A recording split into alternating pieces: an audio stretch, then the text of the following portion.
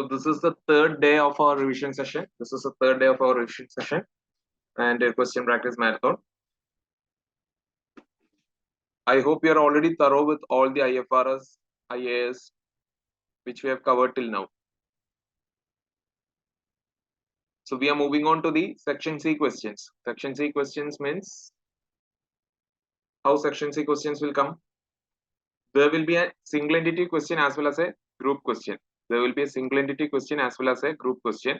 One is for FS preparation and another is FS interpretation. It can come either way. They'll ask single entity FS interpretation or single entity FS preparation or group FS interpretation or group FS preparation. Okay. So one will be FS preparation, other will be FS interpretation. And students, you are supposed to attempt every question. These are the important exam tips. These are the important exam tips that you have to attempt every question. You have to focus on the time management. You have to focus on the dates in the question, especially in section A and B. There will be dates. You will get confused. So focus on the dates. Then section A and B, don't lose your marks for doing all the workings and all. Just do maximum, whatever mind calculation you can do it maximum and make your time managed. Then section C. So while doing section C, you have to give very importance to the scenarios. Whatever is the question, what is the requirement, you have to give very importance to the scenarios here. Very high relevance to the scenario, and workings are marked. So whatever workings you have, your final answer may be wrong, but still you will get marks for your workings. So whatever workings you are, even if it's a small calculation, do it. Okay, show it in your calculations. So we'll be starting with a single entity FS preparation question. That too will be focusing not on balance sheet SOFP but on SOPL, because SOFP mostly students have practiced at their home itself. Mostly they are comfortable with SOFP, and SOPL will just do one question. MIMS company.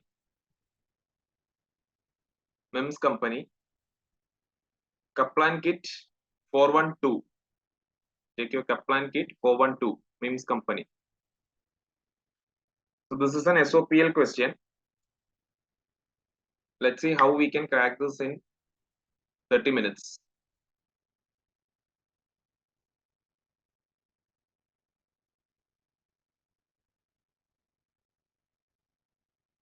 The following is an extract from the trial balance of MIMS company for the year ended 31st December. They have given the trial balance extract, revenue, cost of sales, administrative expenses, distribution cost. There is a trial balance. There are some adjustments given. What is the requirement? Prepare the statement of profit or loss for MIMS company for the year ended 31st December 2015. So the requirement, you have to read requirement first. In case of section C questions, requirement first. Read the requirement first. Prepare the statement of profit or loss for MIMS company for the year ended 31st December 2015. Then prepare statement of changes in equity for MIMS company for the year ended 31st December. So we have been asked with profit or loss as well as statement of changes in equity, SOPL and SOCIE. Then prepare extracts of SOCF, cash flows also we have been asked. Cash flows from investing and cash flows from financing. Full cash flow is not required, just extracts are required. Okay. Now let's go through the question. So revenue is 24,300, cost of sales 11,600, administrative expense 10,900, distribution cost 7,300, income tax is there, deferred tax liability is given, provision at 1st January that is relating to a note, retained earnings, equity share capital, intangible assets, investment property 19,000, finance cost 1,400, investment income 500, suspense account 46,500. These many details are given. The following information is relevant. MIMS company noted that there is an error in inventory count. There is an error in inventory count at 31st December 2014, meaning that the closing inventory balance in 2014 FS was overstated by 0.7 million. No entries have yet been made to correct this error. Which year are we closing right now? We are closing for 2015. We are closing for 31st December 2015. The error was occurred in the previous year. The error was occurred in the previous year. This is an error. So how should we account it? What adjustment should we do? As this is an error, we have to give a retrospective effect. We have to change it from the previous year itself. We have to change it from the previous year itself. So if this error was corrected in the previous year, what changes would be there in our financial statements? Last year, closing inventory was overstated. So we have to reduce it. When we reduce closing inventory, what effect will be there? Yeah, when you reduce closing inventory, for this year, our opening inventory will be less. Correct? For this year, our opening inventory will be less. Same way, retained earnings, there will be a change in retained earnings also. Correct?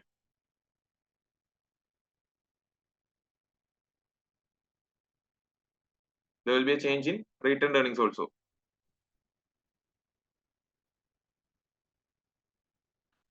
So these kind of questions, I've just already prepared in order to save some time. I've just already prepared a pro forma of all this SOPL items, as well as I've just given some space for all the adjustments. So whenever you get to read your adjustments, whenever you start reading your adjustments, make sure you are writing there what is the adjustment that has to be passed to the current SOPL. Okay, so means companies, whenever we read the first adjustment, that means closing inventory balance was overstated by 0.7 million. 0.7 million in thousands will be 700. Okay, so last year closing inventory was overstated. That means our opening inventory, we have to reduce 700. Correct? In our opening inventory, we have to reduce 700. Same way, in our retained earnings, there will be 700 less profit. In our retained earnings, there will be 700 less profit.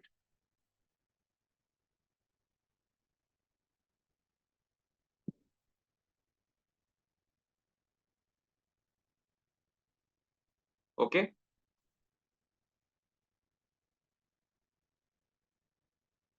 Now the provision, second one.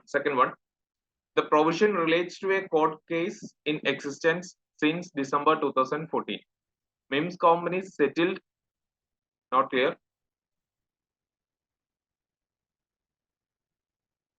Our closing inventory, read the question again. Our closing inventory in the previous year, was overstated. So in order to correct it, we have to reduce the inventory for last year. In order to correct it, we have to reduce the inventory for last year. So when you go back and reduce the inventory for last year, what changes will happen in the current year? What changes will happen for the present year?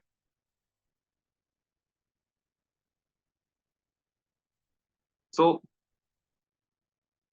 first adjustment, whatever in current year, what entry we have to pass? In current year, what entry we have to pass so that that error is rectified? So if we go back to the previous year and make the correction, our opening inventory will get reduced by 700. Do you agree? Our opening inventory will get reduced by 700. Last year's closing entry, we are reducing by 700. So our opening inventory this year will get reduced by 700. Same way, when we reduce last year's inventory, closing inventory, that closing inventory is actually affecting our profit. Correct? That closing inventory is actually affecting our closing inventory is a SOPL item also. In cost of sales, we are deducting closing inventory. Correct? So the more the closing inventory, the more the profit is. We have overstated closing inventory. So right now we are reducing the closing inventory. That means our profit will get reduced by 700. That means when it comes to this year, last year's profit, when it comes to this year, it will be in retained earnings. Okay, so retained earnings will also get reduced by 700.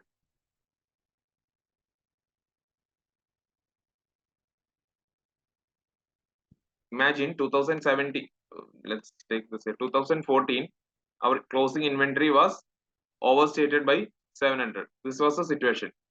closing inventory was overstated by 700. This we have to correct. This we have to correct.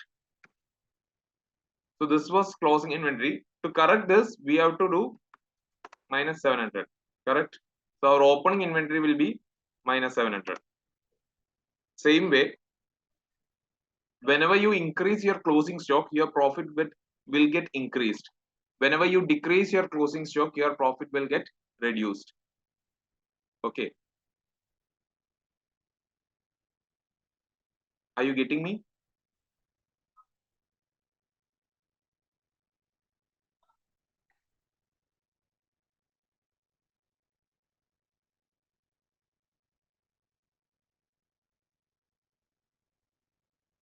So when you reduce your profit for last year, reduce your inventory for last year, your profit will get reduced by 700. So last year's profit means when coming to this year, it will be 700 retained earnings. 700 retained earnings. We have to reduce retained earnings 700.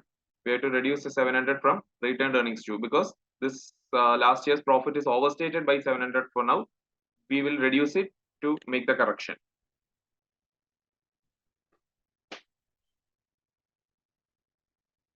Moving on to the second one. The provision relates to a court case in existence since December 2014. Means company settled this case on 31st December for 6 million. The full amount was credited correctly to cash with the corresponding debit entry being made in the suspense account. The provision relates to a court case in existence since December 2014. So MIMS company has already settled this for 6 million. The full amount was credited correctly. So where does this correction go? I mean, where does this credit go? Where does the credit of this transaction go? The credit was correctly accounted.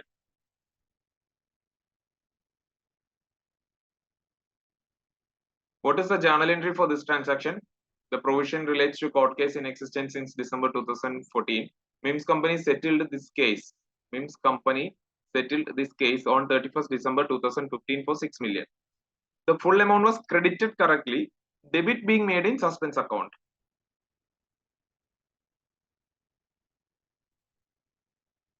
No. Read it again, read the question again. I hope you have some other questions opened in your laptop or somewhere.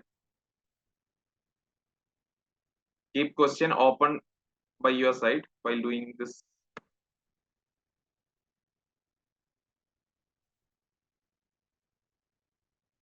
In the trial balance, there is a provision 4,600.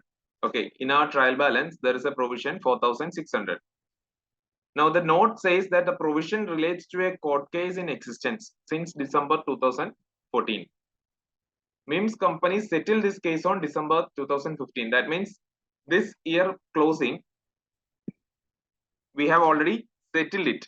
And the settlement entry, the full amount was credited correctly to cash. So the credit was correctly given to cash. It's already being given in the question there. Credit was correctly given to cash. Debit was made in the suspense account. So they have passed this entry. Debit suspense, credit cash, 6 million.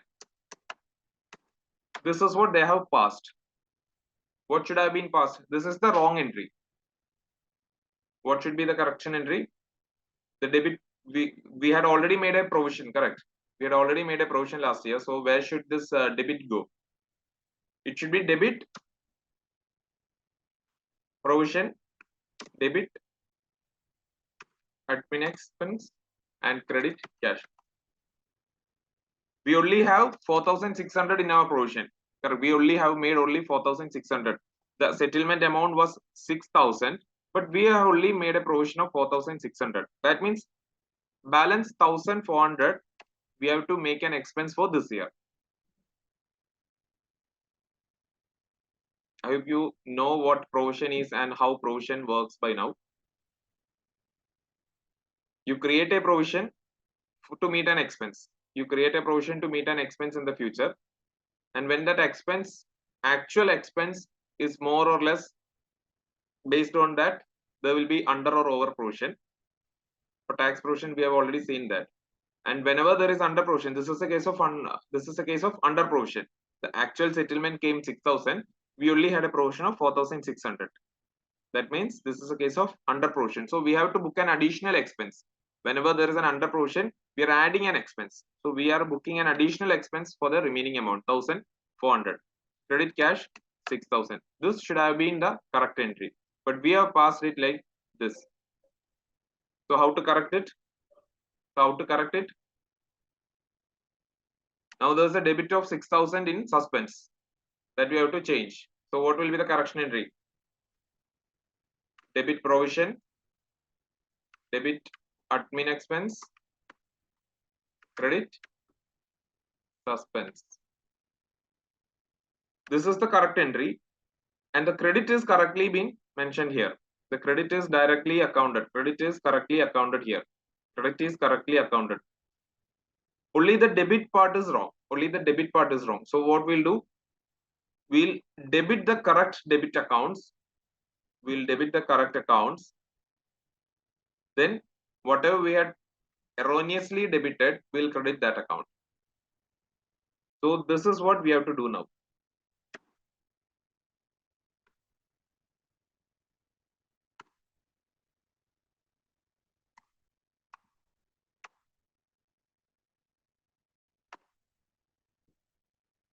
Okay. So this will be the correction entry. This will be the correction entry. This will be the correction entry. We have to remove the provision. Whatever provision is balanced in the balance sheet, we have to remove the provision. We have to increase an expense up to 1,400 rupees. We have to remove suspense also 6,000. Okay. Now we'll go to the adjustment 3, third adjustment. The income tax figure in trial balance relates to under or over provision from the previous year. The current year tax is estimated to be a tax refund of 1.2 million. In addition to this, the deferred tax liability at 31st December 2015 is estimated to be 8.2 million. So what is, whenever you read a tax adjustment, you can start with current year estimate, under or over provision,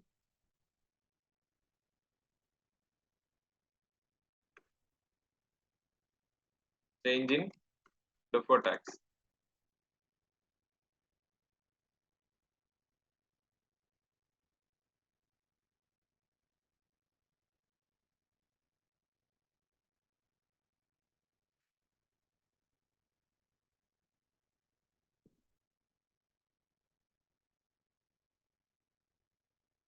What is the current year estimate? What is the current year estimate?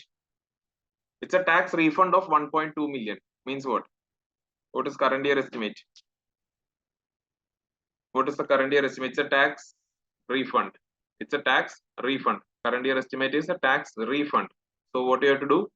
Current year estimate, usually we'll simply write our current year estimate. When it was an expense, we had simply wrote current year estimate. So now it is 1,200. It was 1.2 million, right? Yeah.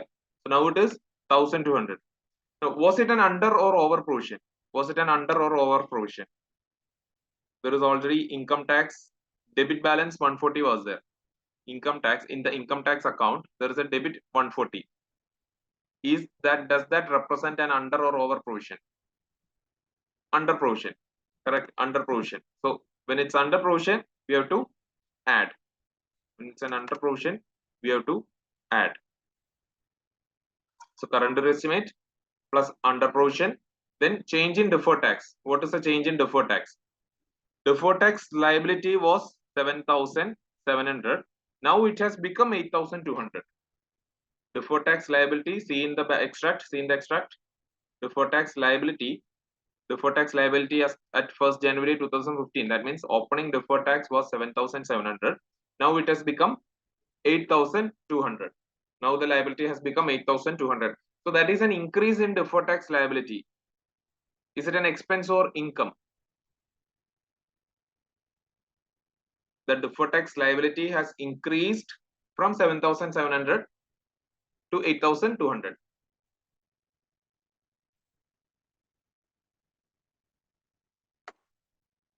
So that is a 500 increase in liability. 500 increase in liability. 500 increase in deferred tax. 500 increase in liability. So what amount should go to SOPL?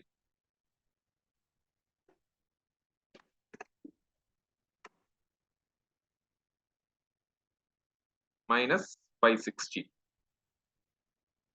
Minus 560. That means an income of 560 will go to SOPL. So there will not be a tax expense this time. It will be a tax income. Okay. You don't have to bother about income or expense. You can do this plain calculation, whatever you have learned, that current year estimate plus under provision minus the plus increase in deferred tax. Whatever you have learned, simply do that, make the total. That total will go to tax expense in SOPL. Now read adjustment 4. On 30th September 2015, Mims Company made a 1-for-4 rights issue. The exercise price was 3.5 per share. The proceeds were correctly accounted for in cash, with the corresponding credit entry being made in the suspense account. So on 30th September 2015, Mims Company made a 1-for-4 right issue. There's a right issue, 1 share for every 4 shares held. Exercise price was 3.5 per share. So what is our share value? What is the nominal value of our share? What is the face value of our share? $1. Okay, $1 is our face value. We have issued that shares for $3.5. We have issued that shares for $3.5.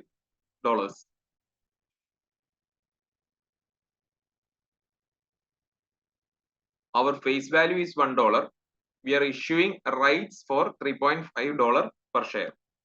Okay. So how many shares we have issued? How many shares we have had? How many shares we have had?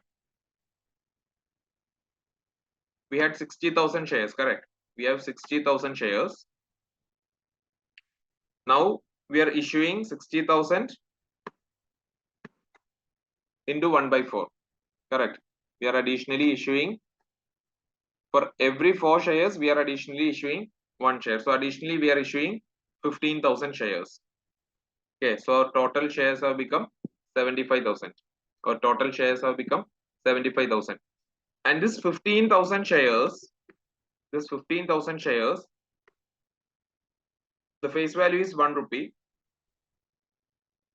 We have issued it for 3.5. We have issued it for 3.5. That means we are issuing this at a premium of 2.5. We are issuing this at a premium of 2.5.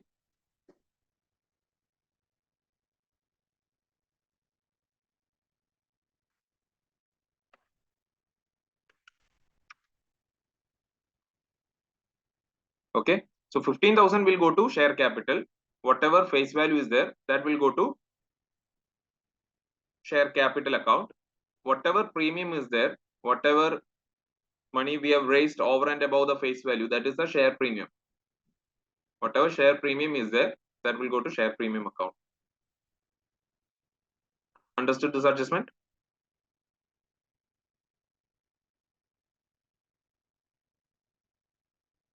Okay.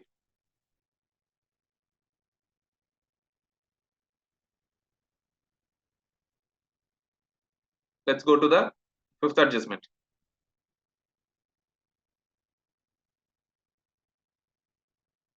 Mims Company acquired an investment property for 20 million cash. So it is an investment property. We have acquired it on January 2015 and decided to use the fair value model. The investment property, and we are using fair value model to account for investment properties. As the property is expected to have a 20-year useful life, depreciation was recorded on this basis. The fair value of the property at 31st December has been assessed at 22 million, but no accounting has taken place in relation to this. All depreciation and amortization is charged on pro rata basis to administrative expenses. There were no other acquisition or disposals of non-current assets. So there's only one acquisition of non-current assets. There only one acquisition of non-current, that is acquisition of investment property. What is the error in this one? What adjustment we have to make in this one? Fifth. It's an investment property. Depreciation they have charged. Now the value is 22 million. We are supposed to revalue it to 22 million. So what adjustments? What adjustments we have to charge? Do we have to charge depreciation for investment property? No. So they have already charged a depreciation for investment property, but actually we don't have to charge depreciation on investment property. So that is an error they have made, which we have to correct right now. How do we correct it? Investment properties depreciation is charged to administrative expenses. So we have to reduce administrative expenses by how much amount?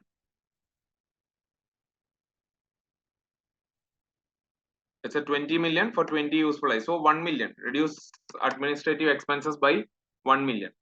Correct? Reduce administrative expenses by 1 million. Yes, reducing administrative expenses by 1 million. Next adjustment.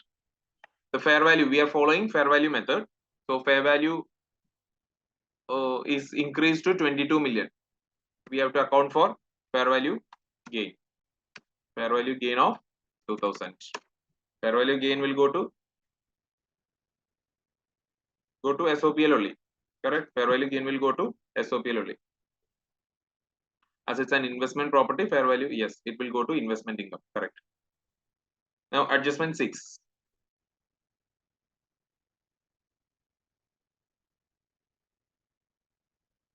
MIMS company incurred a number of expenses in relation to brands during the year and has capitalized the following cost as intangible asset.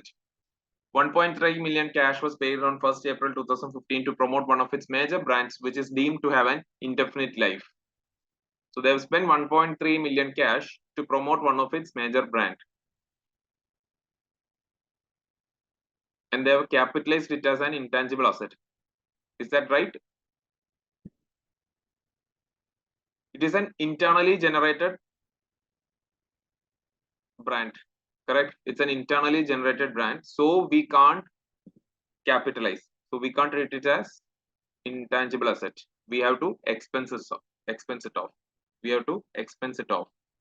Then another thing, 2 million cash was paid on 1st October to acquire a brand from one of its competitors. MIMS company expects the brand to have a useful life of 5 years. MIMS company intend to sell it after 5 years. At the point of sale, it is estimated that the value of brand will have increased, and so no amortization has been accounted for in the current year.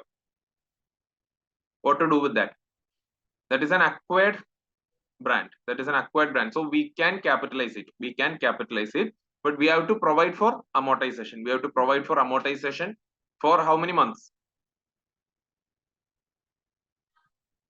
We have to provide for amortization from October to December. October, November, December. For 3 months, we have to amortize. So adjustment 6, admin cost. That 1.3 we have to expense it off, right? 1.3 we have to expense it off. Admin cost 1.3 we have to expense it off. Next one is amortization. Amortization also we have to expense. How much is amortization? So 2 million cash is paid for 5 years. So 2000 into 3 by 12. Correct. 100,000. Very good. 100,000. So both of this will go to admin expense only. Okay. Last one is MIMS company paid a dividend of 0.04 per share on all existing shares on 31st December 2015, recording the dividend paid in administrative expense. First, tell me, is it okay to record dividend paid in administrative expense? No. Dividend paid should directly go from retained earnings. Correct? Dividend paid should directly go from retained earnings. Correct. So this is wrong. Whatever has been deducted from administrative expenses, we have to add back. Now, what is the amount they have deducted? What is the dividend amount? How much is the dividend amount coming to? 0.04 per share. And we are giving it on 31st December 2015. We are giving it on 31st December 2015. How much is coming and how it will come?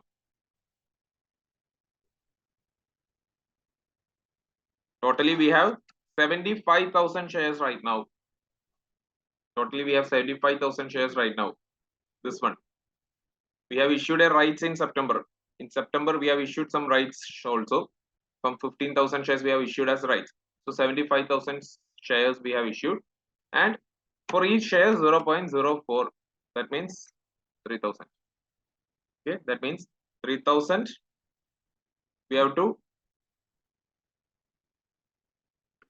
deduct from administrative expense. It is shown as an administrative expense. So we will deduct it from admin expense. So I think all the adjustments are done right now. All the adjustments, we know what to do with all the adjustments. We just have to fill everything. Okay. So just basic format is here. What is the revenue? 24,300. 24,300 revenue is there. Cost of sales. Cost of sales is 11,600. 11,600. Was there any adjustment to cost of sales?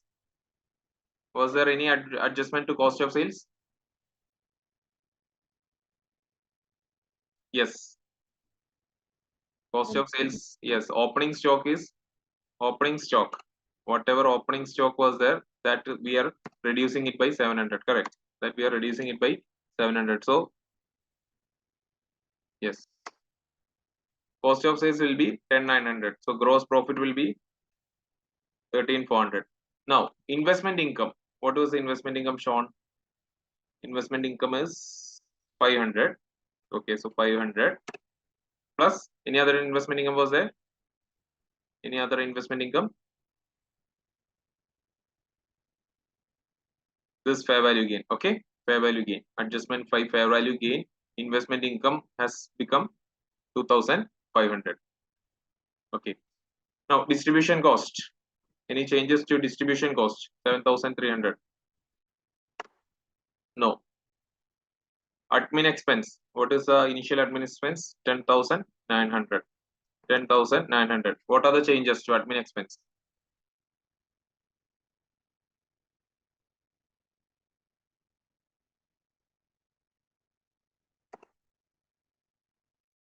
From adjustment 2, we have to add 1,400 to admin expense.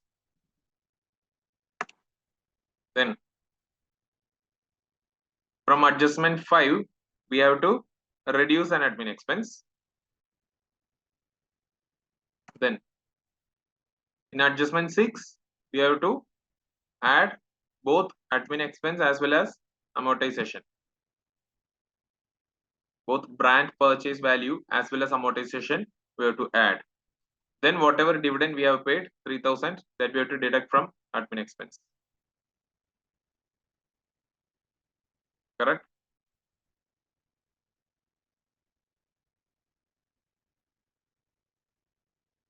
See every adjustments. Look at every adjustments. Admin expenses. In second, we had a 1,400 additional settlement, so that we will expense off. So add it to admin expense. In adjustment 5, wrong depreciation was charged, so we are reversing it now. In adjustment 6, there is a brand value and amortization expense coming, so that will add. Then dividend was already wrongly deducted, so that will reverse. So 9,700 admin expenses coming. Then finance cost. Finance cost is 1,400. So profit before tax plus investment income minus all this.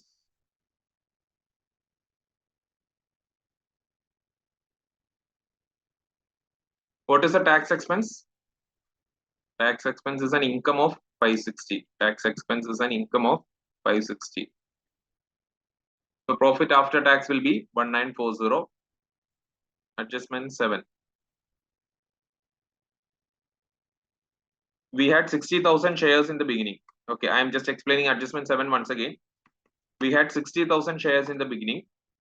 We had issued 15,000 additional shares, rights issues, rights shares we had issued. 15,000 shares we had issued. 15,000 shares we had issued. So right now at December, when we are paying dividend, we have 75,000 shares. When we are paying dividend, we have 75,000 shares, and each share will get 0.04 as dividend. Each share will get 0.04 as dividend. So dividend amount is 3,000. I hope you don't have any doubt with that. Now, why are we deducting it from admin expense? Because dividend is not an expense. Dividend is a appropriation of profit. Dividend should not affect the profit. Dividend is just sharing the profit. Dividend is not something that reduces the profit. Dividend is just giving some money back to its owners. Dividend is just distributing the profit. Okay, but what they have done is they have treated it as an expense. They have treated this dividend payment as an expense, and they have included it in admin expense. So we have to reverse that 3,000. Dividend is not supposed to go from admin expense. We'll pass the entry directly to retained earnings. Whatever dividend payments are there, we'll pass the entry directly to retained earnings.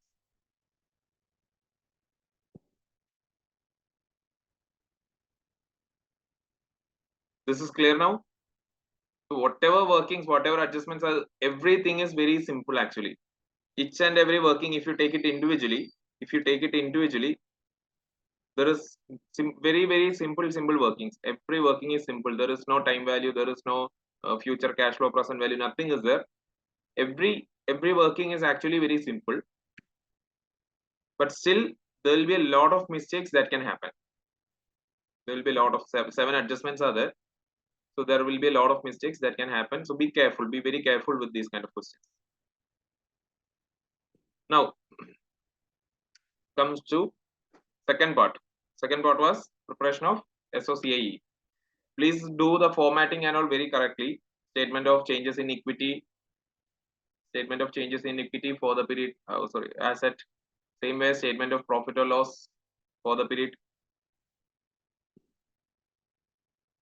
No, don't use any short forms. Don't use short forms like this. You have to write statement of changes in equity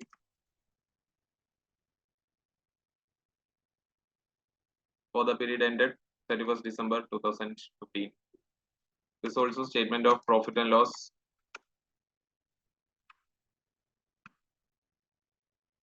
Workings, it is okay to use short forms, but make sure it won't confuse. Like it might confuse the examiner. That is a problem. See, for under provision, you can write UP, but that he won't be able to understand what is UP. So if it is very common, like a DTA or DTL, you can use deferred tax asset or deferred tax liability, that you can use. So if it is very common, it's okay to use, but why take the risk?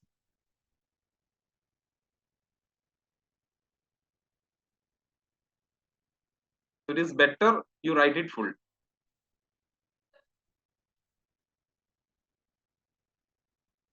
Okay, what was the opening share capital? 60,000. Opening share premium 0. Opening retained earnings. Opening retained earnings. Retained earnings 43,200. 43,200. Now there was an error which we are correcting right now. There was an error in the retained earnings, so we corrected it, and now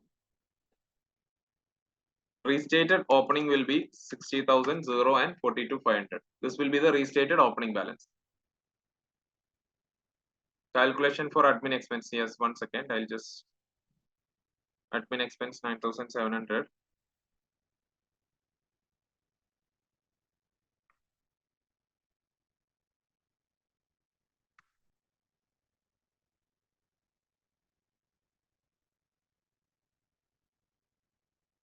Take a screenshot right now and then refer it later. Okay.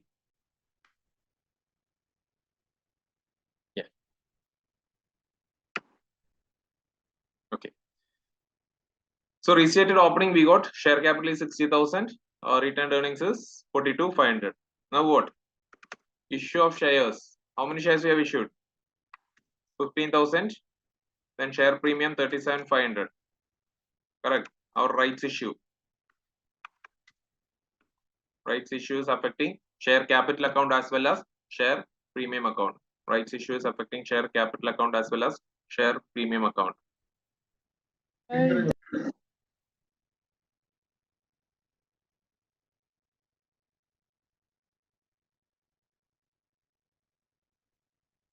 Realization gain will go to investment income, right? I didn't get it. Can you repeat your question? Hello? The investment property to 3,000 amount. You're not audible. The investment property?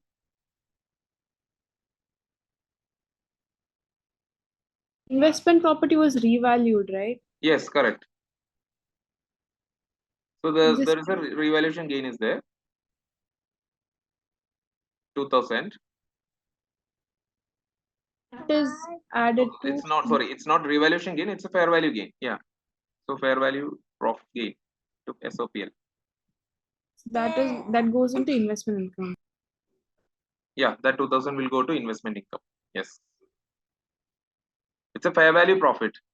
Like we'll treat it to, it's not an OCI item, it's a realized item. It will go to SOPL only. IAS 40. Fair value gain. No depreciation.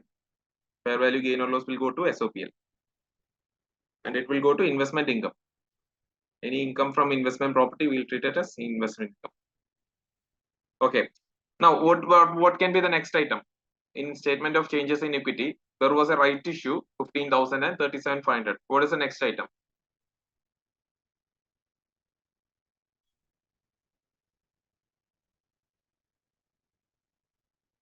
Profit is there. Yeah, correct. We'll first finish off dividend. Dividend is there. Okay. Dividend is there. Dividend we have paid from.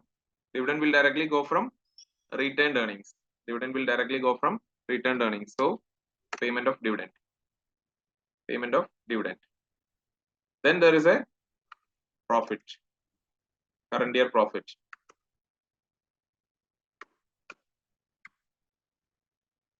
That is also loss 1940. So closing balances as that mention the date 60,000 plus 15,000 75,000 37,500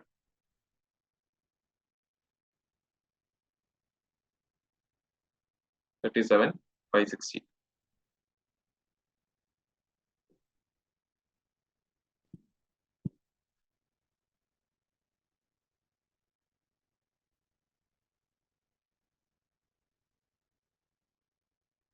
Okay.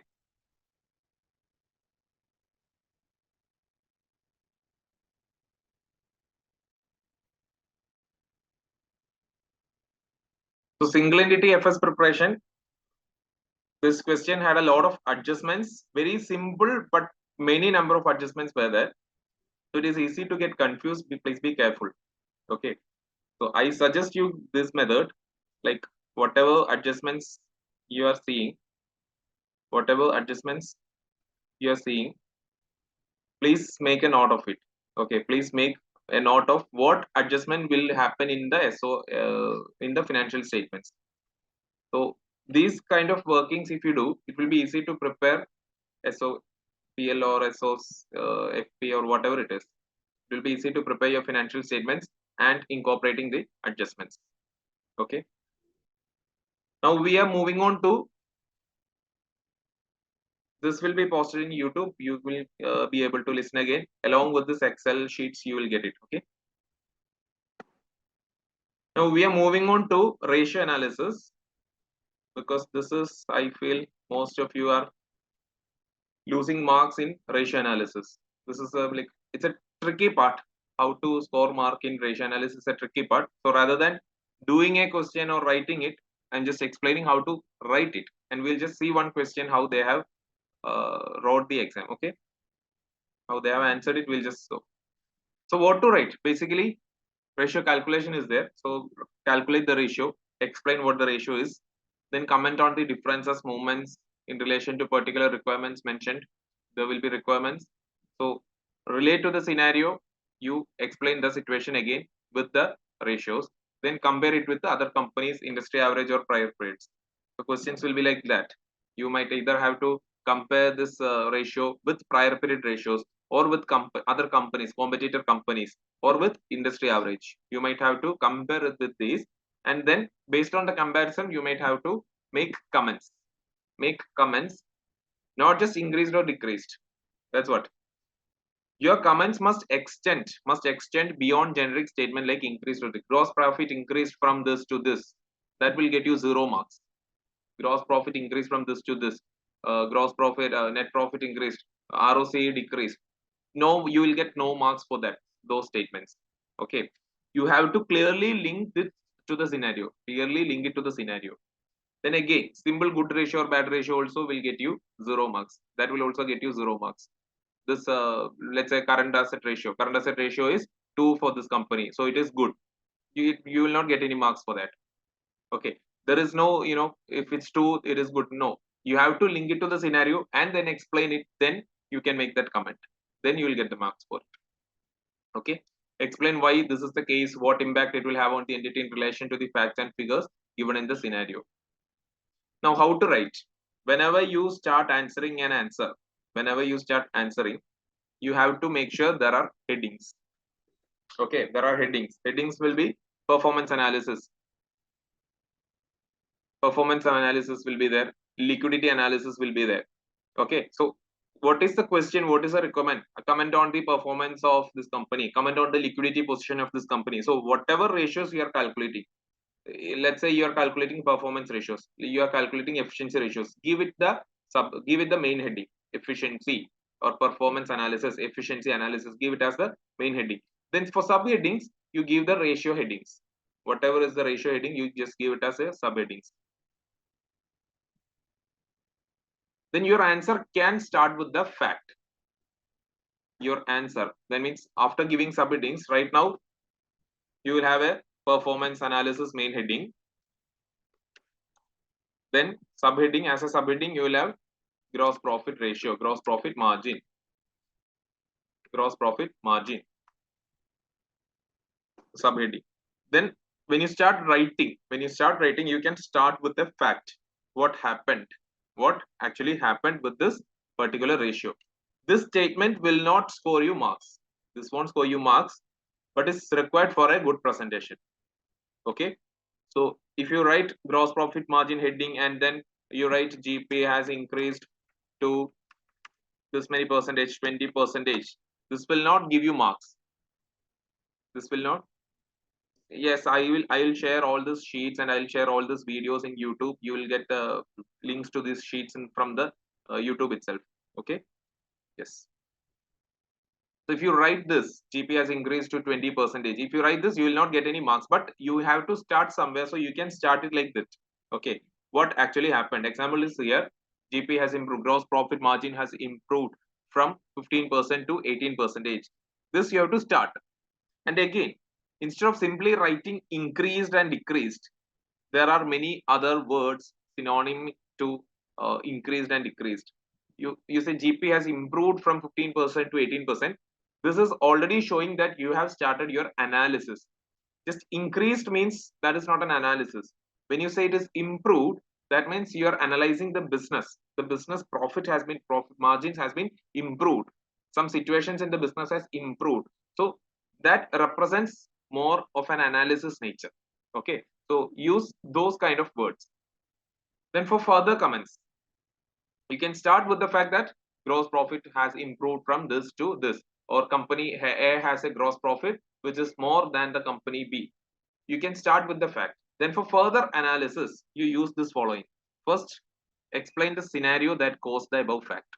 Explain the scenario that caused the above fact. Why sudden change in gross profit? What happened in the scenario? So, for example, let's say the sourcing of raw materials from cheaper resources. Question might have hinted that they have started sourcing from a cheaper resources. Okay, so that gives you a hint that your sourcing cost, the cost of sales has come down. When the cost of sales has come down, gross profit margin will increase. When cost of sales is coming down, gross profit margin will increase. So explain the scenario.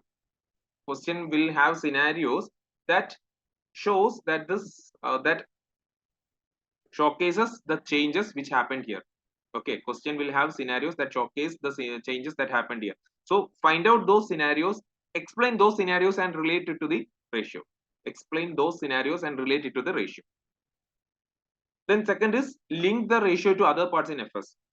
If you're not getting anything to write here, if you're not getting anything to write in A part, what you have to do? Go to the second one. Link the ratio to other parts in FS. Okay, let's say for net profit ratio. Net profit ratio, we'll always analyze it with gross profit ratio only, because gross profit margin or net profit margin will give you more data if you compare it with together. If you compare it together, you will get more data and more conclusions. Okay, you can make more conclusions if you compare it together. I'll come to ROC and all. Yeah. So link the ratio to other parts in FS. Increase in GP might have resulted in increase in NP2. Same way ROC also you can tell. ROC means there is return to capital employed. ROC is return to capital employed. So operating return into asset turnover is ROC. So what is asset? What changes has happened in asset? So in other parts of FS also there are hints. In other parts of FS also there are hints that indicates this particular change. There are hints that indicates this particular change. Look for it. You find it, you write it. Okay. Then last one, what impact it can have on the future? Impact it can have on the future? Let's say the net profit ratio. The net profit ratio this year is only 2.5 percentage. Okay, and question has hinted that this year there is a one-off expenditure. There's a major one-off expenditure which took almost 5% of the operating budget. Which took almost 5% of the almost let's say almost 20% of the operating budget. That means this is a one-off expenditure. This has only happened this year. So next year, when this one-off expenditure is not there, the net profit margin will be more. Net profit margin may improve. So you can see all the examples here, how you have to write. These are all the examples. Whatever it is there given in the question, you have to find it, then link it and write it. Okay. So three types of details you can use. Three types of details you can use for your comments. First, explain the scenario that caused the change. You have mentioned some fact. You are starting with a fact. Gross profit. What happened to gross profit? Now there will be hints. There will be hints that shows you how that change has happened, how that improvement has happened, how that decrease has happened. Second is link the ratio to other parts in FS. Third one is write what impact it can have on the future. In future, what can happen? If there are any hints relating to that, you have to mention that also. All this will score marks. All this will score you marks based on how well you write. All these things will score you mark based on how you write. So I suggest you write with headings, subheadings, and start with a fact, then do this kind of comments, make this kind of comments. All of these comments should be very crisp and concise, short, crisp and concise. It should directly don't simply write increased, it has decreased, it will increase, it will decrease, then simply explain a lot of unnecessary definition and all. Don't bullshit your paper. Whatever the facts are, whatever the correct facts, whatever the correct points that relates to this one, just mention that only. Very concise and short paragraphs you can write. Each simple paragraph will score you marks. Okay.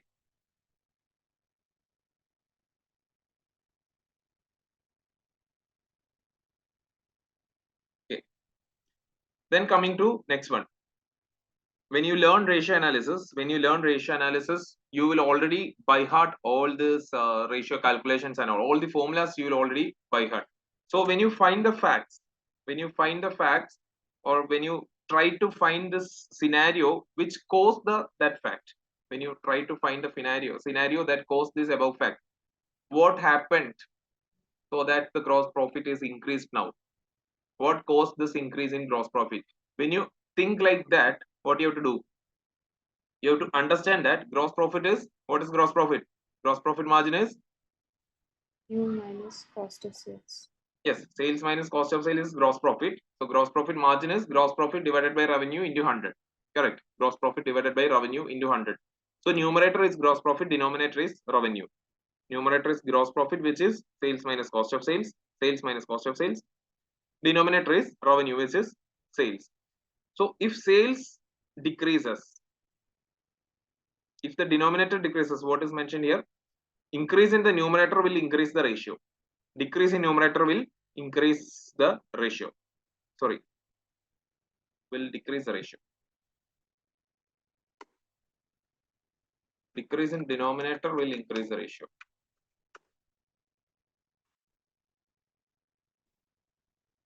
Okay, increase in numerator will increase the ratio. Decrease in denominator will increase the ratio. Okay. So whenever you get a ratio, and when you start searching for the scenario that is linked to this ratio, you can think like, what happened to the numerator of this question? What happened to my denominator? So what happened to sales? What happened to cost of sales? What happened to sales? If sales is reduced, if sales has come down, or if cost of sales has increased, what happens if the cost of sales has increased? Let's say increased cost of sales. If there is an increase in cost of sales, what will happen to the gross profit?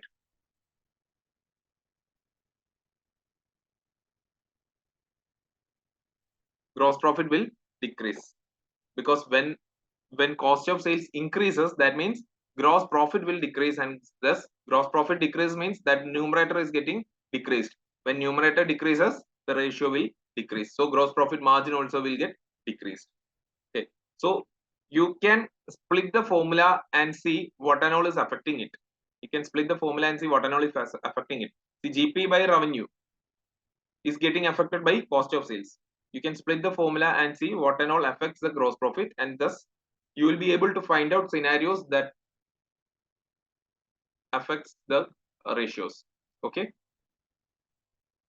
Now, if gross profit increases and revenue doesn't increase proportionately, if gross profit increases and revenue doesn't increase proportionately, that means GP margin will improve.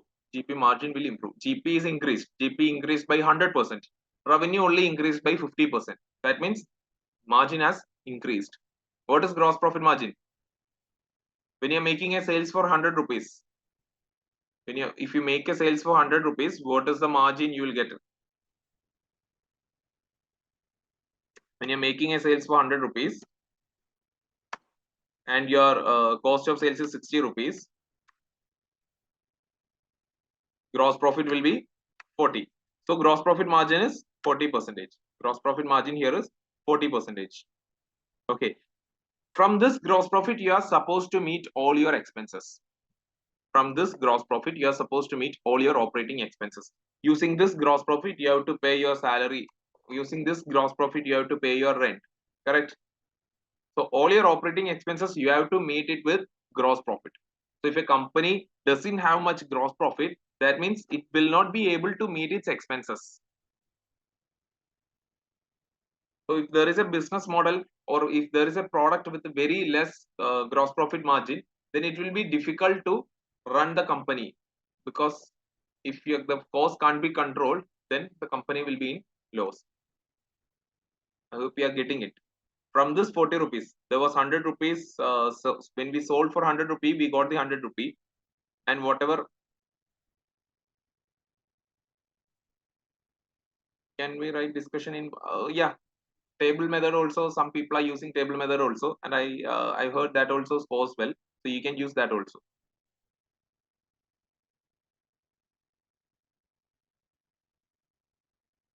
This is my preference. So different people will have different preferences.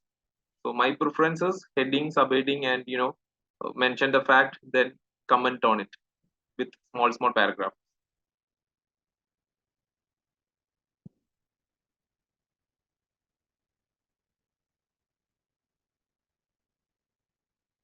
So if GP has improved without an increase in sale, that means cost of sales was reduced. See for any facts suggest a decrease in cost of sales. If there is any decrease in direct material, direct labor, etc. If there is a decrease in direct material, direct labor, etc., obviously gross profit will increase. If revenue increase, that means either price or volume has increased. This is next. Is if revenue increase, that means either price or volume has increased. See, we have started from gross profit margin. Gross profit, we have divided it into sales and cost of sales. Correct, sales and cost of sales. And we check for if there is something which affects cost of sales or sales revenue.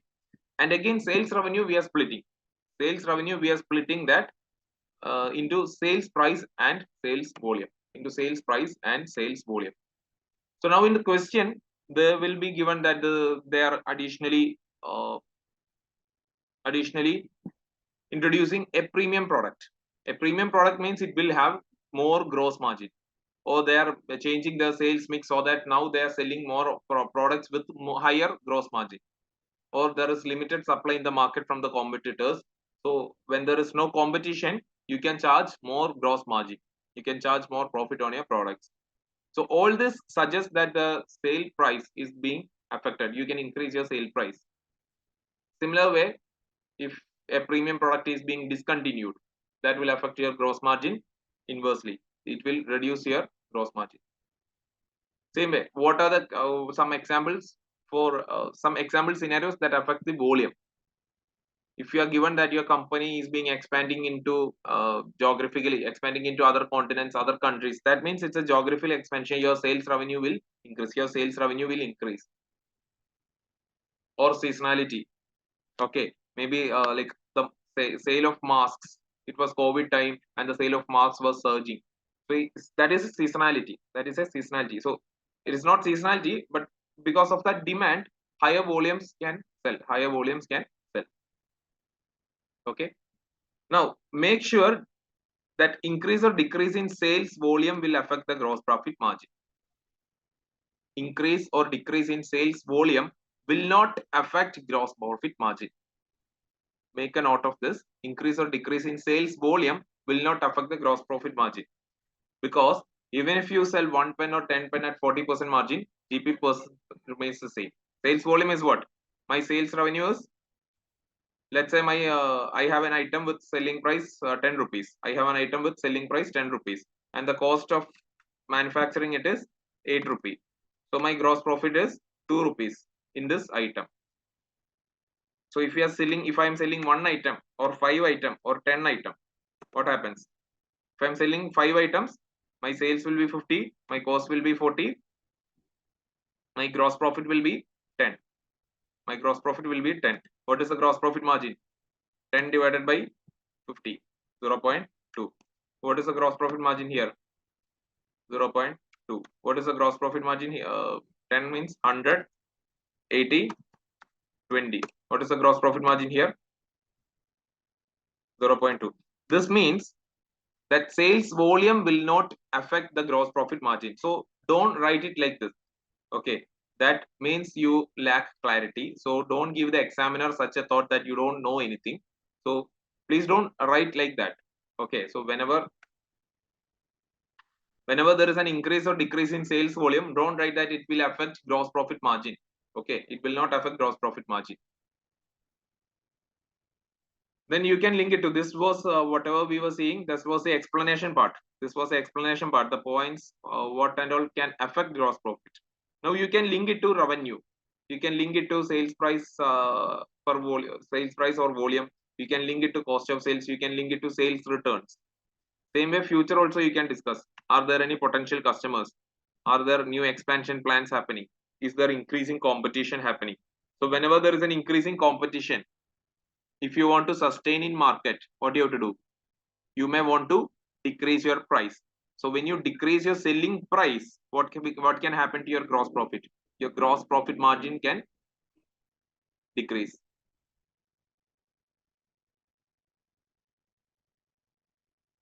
Okay, so whenever there is an increasing competition, when there are competitors entering the market, when there is a monopoly becoming a perfect competition, many other competitors are coming and started reducing their prices. So we may also want to reduce our selling price, which will restrict our gross profit margin, which will reduce our gross profit margin.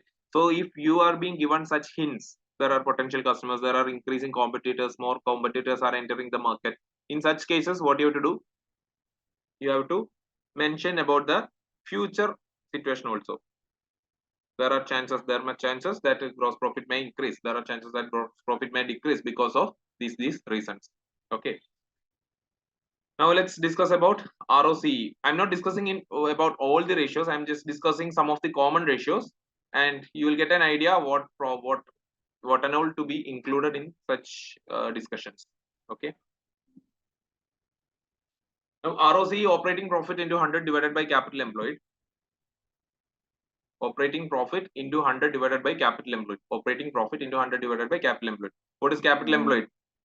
Capital employed is, we can calculate capital employed by total assets minus current liability, or capital employed is equity plus long-term liability. Equity plus long-term liability. Yes, equity plus non-current liability, equity plus long-term liability. So that is capital employed. So capital employed means that is the total funds. That is the total funds you are giving to your management. So if you are a company shareholder, capital employed is the total funds you are giving to your management, and we are asking management to, you take this much money, you make us profit, you give us back profits. So that profit is what operating profit is. Operating profit into 100 divided by capital employed. So this ratio ROCE actually calculates the efficiency of management. Correct? There are shareholders, they'll give some amount to their management, and we'll ask the management to make profit for us. This is our money, you make profit for us.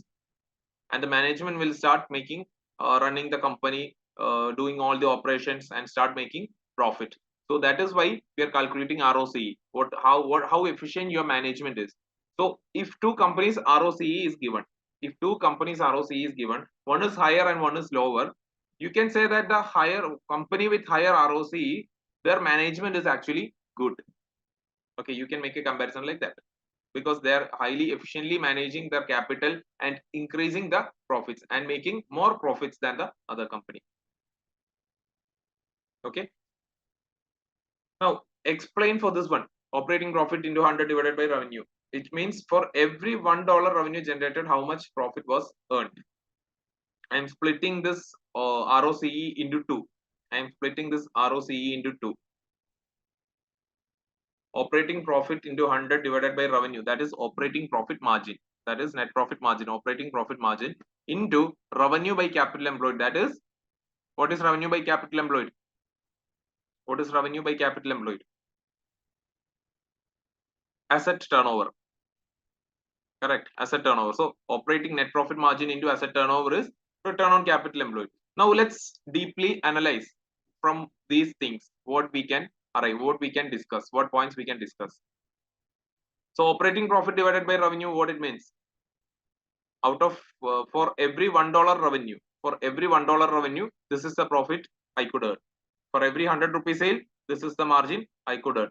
For every $1 revenue, this is the profit I was able to earn. How much profit the company was able to earn. Okay, operating profit may be affected by gross profit. Then again, these things we have already discussed. The operating profit side, we have already discussed it before. Sales volume, sales price, all those things we have discussed right now. Now revenue and capital employed. Revenue and capital employed. For every $1 capital, how much revenue was generated? First question. For every $1 capital, how much revenue was generated? Okay. So we are giving $1 to company, $1 to the management. Now, how much revenue management earned from it? That is revenue by capital employed. That is asset turnover.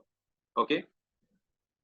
Now, while doing this one, you have to see the timing of fundraise. Because we are usually calculating ratios at year end, right? You will be given with the balance sheet, then you will be asked to analyze the balance sheet. So when you analyze a balance sheet, it is easy to manipulate it. It is easy to manipulate the balance sheet figures.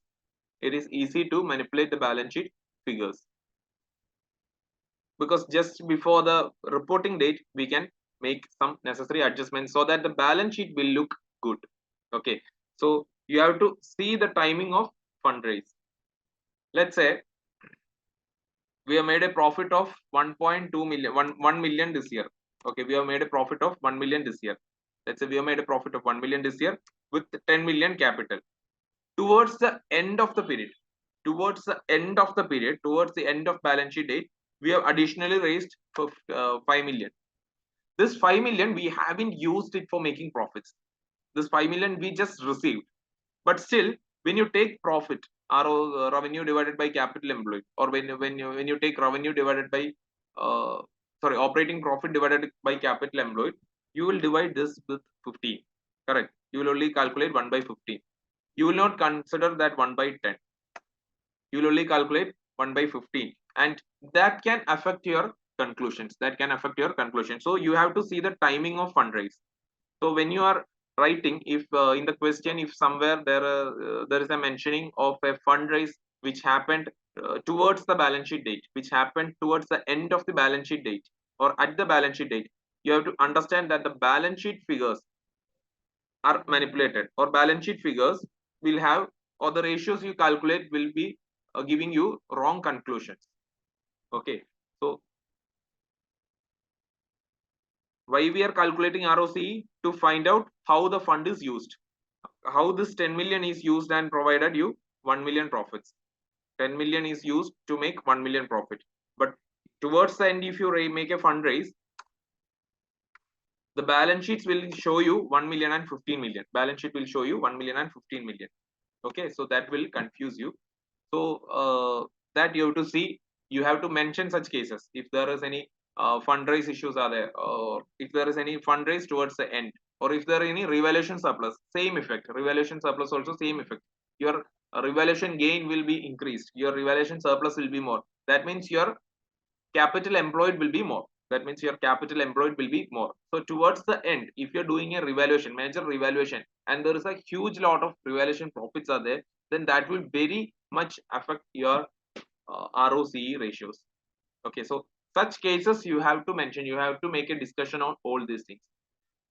All this will increase the capital employed and will badly influence ROCE. Now, a small exercise. There is a company A and company B. Both have ROCE 45%. Both company has ROCE 45%. One's operating revenue is 15 and asset turnover is 3. Others operating revenue is operating margin is 5% and asset turnover is 9 times. Asset turnover is 9 times. Operating margin is 5%. How can you analyze? What can you tell about these companies? Company A and B, both company have same ROCE, same return on capital employed.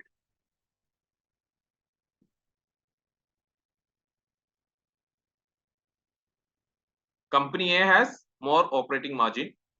Company A has very less asset turnover.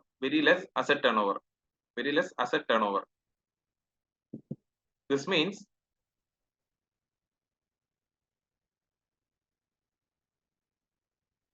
what does asset turnover represents?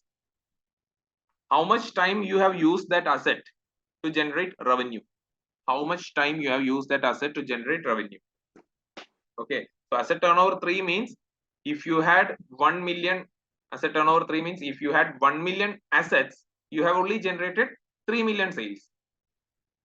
Meantime, company B, they also had 1 million assets, but they generated 9 million sales. So company A's sales might be lesser. Company A's sales might be lesser, but for every sales volume, I'm talking about sales volume. Okay, but for every sale, they are getting a higher margin because of their higher selling price. So company A can be seen as a premium brand that caters a premium class of customers. There are not much sales volume are there.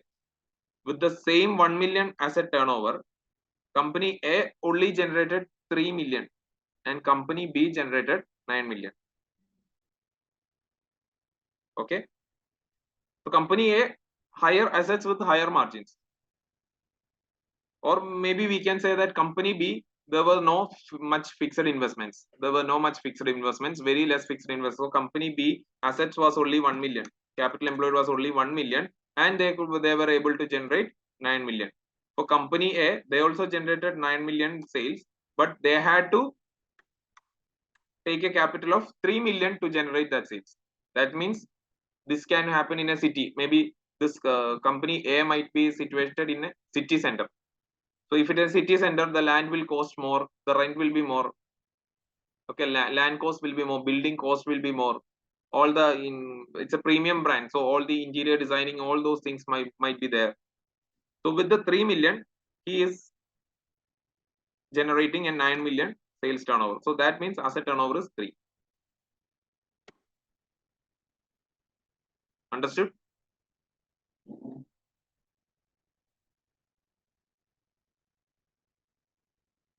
So company A with the very same ROCE and different operating and asset turnovers, you can make these many assumptions. You can write these many assumptions. Company A is a higher asset with higher margins.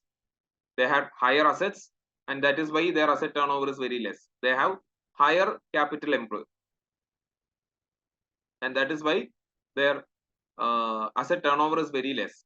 Okay, they have higher margins. That is why their operating margin is 15%. It's a premium business model. It is located in city center. That is why they need more capital to run the business. It's a very niche market. It's a very niche market. It's a premium business model. It's a very niche market. That is why with 15%, even with 15% margin, they can only provide ROCE 45% when compared with B. What did B do? With 5% margin, they made a ROCE of 45%. What did A do? With 15% margin, they only got an ROCE of 45%. That means it's a niche market.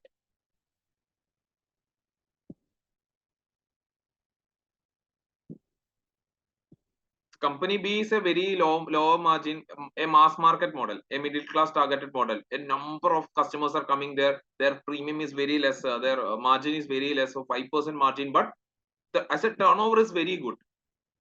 Asset turnover is very good. That with very minimum investment, maximum sales they are achieving. With very minimum investment, they are achieving maximum sales, which is represented by the asset turnover.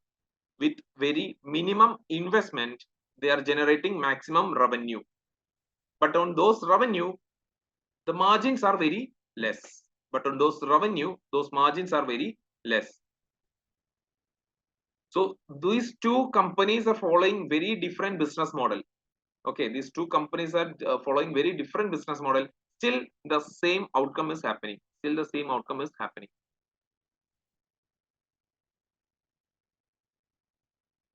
Okay. So ROCE, asset turnover, inventory turnover, all these things, turnovers are efficiency ratios. Efficiency ratios means with the minimum investment, how maximum your output is. With minimum inventory keeping in stock, how maximum revenue you could generate. Inventory turnover. What is asset turnover?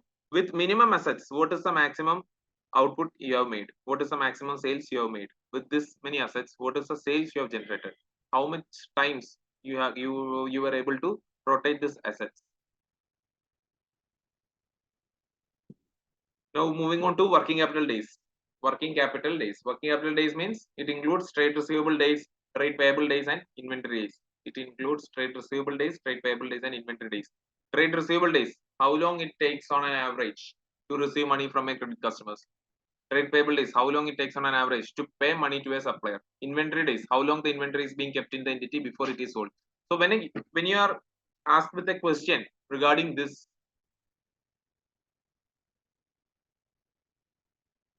all this will affect the working capital, correct? All this will affect the working capital. So all this will lead to a discussion on working capital, a discussion on liquidity positions. All this will lead to a discussion on working capital, a discussion to liquidity position. Okay, again, if inventory days are increasing, is it good or bad? If inventory days are increasing, is it good or bad? If inventory days, what is inventory days? Number of days which we are keeping the inventory with ourselves.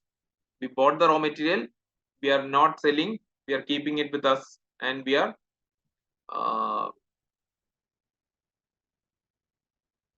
yeah, okay, so that is inventory days. Okay, So if we are keeping the inventory, so if inventory days are increasing, you guys are telling it is bad, but never make a comment.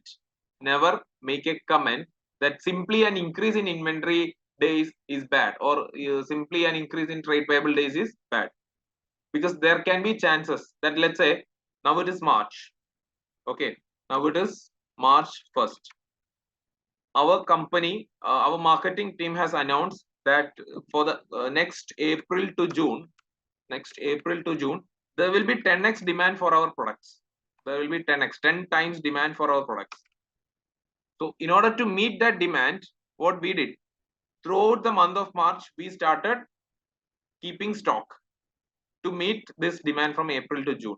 To meet this demand from April to June, we started taking stock. Or let's say our raw material, there is a scarcity in our raw material. There is a scarcity in our raw material. We won't be able to get as much raw materials as possible in from April to June. So what we'll do right now, we'll accumulate as much stock as possible. Okay, so in such cases, actually increasing inventory days might be good. Okay, or maybe let's say one supplier has given you too much discount.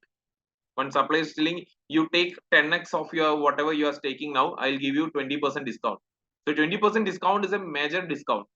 So he don't want to miss out that. So what he can do? He'll just take the stock. He'll take the stock, get the 20% discount. So 20% discount means 20% straight away he's saving from his cost of sales. Correct. His gross profit margin increases, his net profit margin increases. So for improving the profitability ratios, he can maybe that is according to the situation. Okay, so that is according to situation, whether it is good or bad is according to situation. Let's say if inventory days are increasing, it is bad if it is because of low demand and non-moving inventory, as you have just explained me. You guys are commented it is bad because it is of a low demand or non-moving inventory is bad for the company. But what if we have bulk purchased these for discounts? What if we had bulk purchase this for meeting very big orders? Then at that cases, these are good.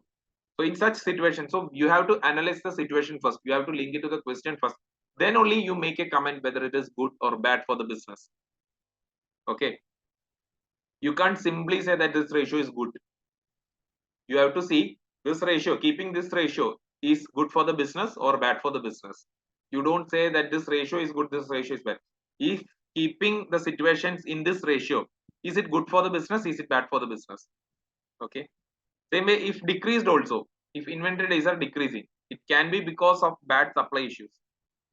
Like you're not getting materials, your raw materials is very scarce now.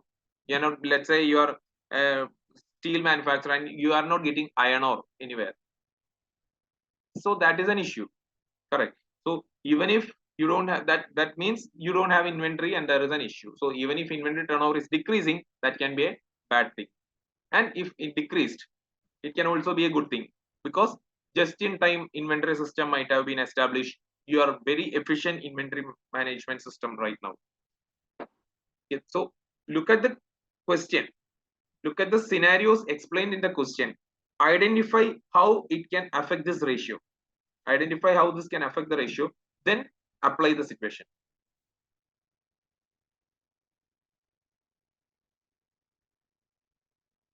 Then in the explanation part, in the explanation part you can say changes in credit period. If there is a trade receivable day, we're talking about trade receivable days. So in the explanation part, there can be a changes in credit period. Okay, let's say trade receivable days has increased or trade receivable days has decreased. So you have to look for whether any changes in credit periods, or you have to look for whether any customers who are not paying you. If there are customers who are not paying you, your trade receivable days will increase. Correct. If there are customers who are not paying you, your trade receivable days will increase. So you have to check for such scenarios that affect your ratio. Okay, and link it to, you are allowed to boost sales. You are allowing more credit period to boost your sales. You are allowing more credit. You have enough cash flow. See, for the you first find out the liquidity ratios. You have enough current asset ratio, you have enough quick ratio. Then what you can do? You can increase your, you have enough liquidity, you have cash flow sitting with you simply. Then what you can do? You can increase your sales by giving more credit, giving more credit. Okay, so you have to link it to such other ratios also. You can link it to other ratios and make a comments here. That will fetch you very good marks. Then whenever there is a change in inventory holding period or inventory turnover days, whenever there is a change, you have to see for the timing issue, like towards the end. If they have sold out towards the end, then that will affect the inventory, that will affect the inventory days. Okay, towards the close, if you are taking closing stock, so average stock or closing stock as per given in the question. But if average stock is not given and you are taking closing stock, and if the closing stock is affected by the last week's sale or last week's purchases, then whatever conclusion you are going to make might be wrong. Okay, so you have to see timing. When this is this closing stock affected by any last week items, any last 3-4 transactions. Same way, delivery cost, warehousing cost. If your inventory turnover days are good, if your inventory turnover days are more, that means you will have to incur more warehousing cost. You will have to incur more warehousing cost. If your inventory turnover days are less, that means you have to continuously purchase items or you have to continuously sell items. So even in a single load, instead of getting 1,000 in a single load, you're just 100. You're getting multiple loads of 100. That means your transportation cost is 10 times. Okay, so all this kind of comments you can make from this.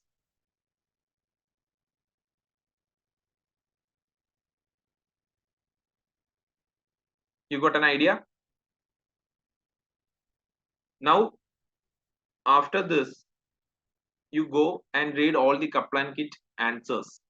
You read the question first, then read the answer and identify how they have answered it, how they have connected it, how they have explained it, how they have linked it, how they have linked it to the future, how they have linked it to other ratios.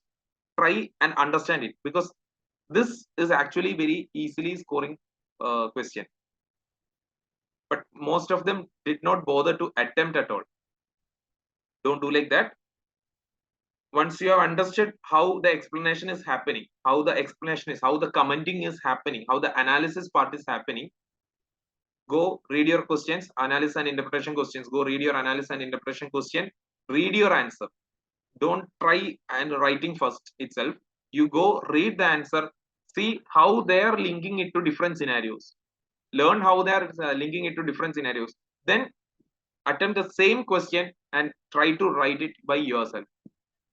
Okay, attempt 2 questions or 3 questions like this, and then you will be able to easily comment whatever are the scenarios. You will be able to identify such scenarios very easily. Whatever is the scenarios you have to explain, you will be able to identify very easily. So 3 questions, you read the question first, then read the answer, then you attempt the answer. Do it for 3 questions and then you will be able to do it by yourself. Moving on to the next part, which is consolidation. I don't think I'll get time to solve a question. I'll just complete all the workings, complete most of the adjustments, most of the common adjustments I'll complete. Okay, so I'll start with the basic excuse me.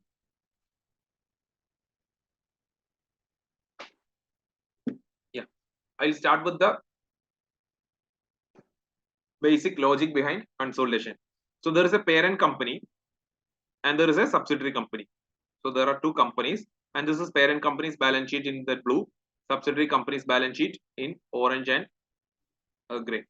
Okay, so in parent company, parent has acquired shares in subsidiary company. How does he get control? He has acquired maybe a majority. Let's say in this question, let's say 100%. Parent has acquired 100% of shares in subsidiary. That means in parent's individual balance sheet, there will be an item. There will be an asset called P's share in S. That means parent's share in subsidiary. There will be an asset which represents their investments in the subsidiary. Okay. What does it represent? It represents the 100% equity of subsidiary. And what is 100% equity? It means 100% of assets minus 100% of liability.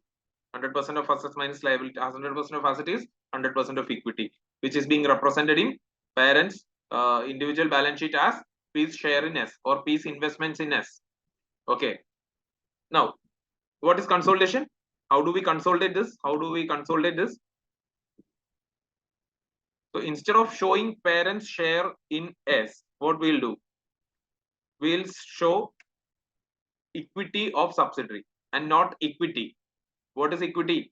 It means assets minus liability. So instead of showing piece share in S, what we'll do? We'll just add subsidiary assets and subsidiary liabilities along with parents balance sheet. So you get to see the consolidated. So along with the parents assets, we'll remove that investment part. We'll remove that piece share in S. Then what we'll do? We'll add all the subsidiary assets. Okay. Same way, we'll add all the NCL. Subsidiary, non-current liability and current liability also we'll add with parents liability. Is there any change to parents equity? No. Parents equity will keep as its own. Will remain same. So we'll remove parents share in S, and this is representing equity part of subsidiary. Parent share in S is representing equity part of subsidiary, and that equity part means asset minus liability. So that asset minus liability will take into the parents balance sheet and make it a consolidated balance sheet. Now, an issue will come when our investment price is more, but what we got is less. Let's say equity is only 90, but we are paying 100. Equity is only 90, but we are paying 100. In such a case, we are only incorporating 90 to our balance sheet. We are removing 100 from this balance sheet and we are only incorporating 90 from their balance sheet. So what we have to do? What does this mean? We paid 100 for getting 90 net assets. We paid 100 to get 90 net assets. That means we have paid 10 for goodwill.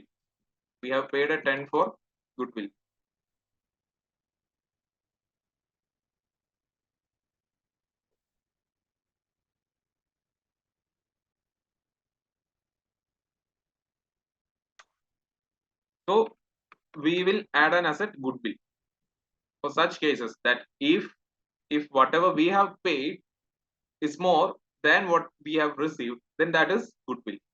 Then assume we are taking 100% of 90. Correct. We are taking 100% of subsidy. What if we had only taken 80%? Still, we have to show full assets because we have control over these assets. And as per the definition of assets, if an entity has control over an asset, you have to show it in your books. So if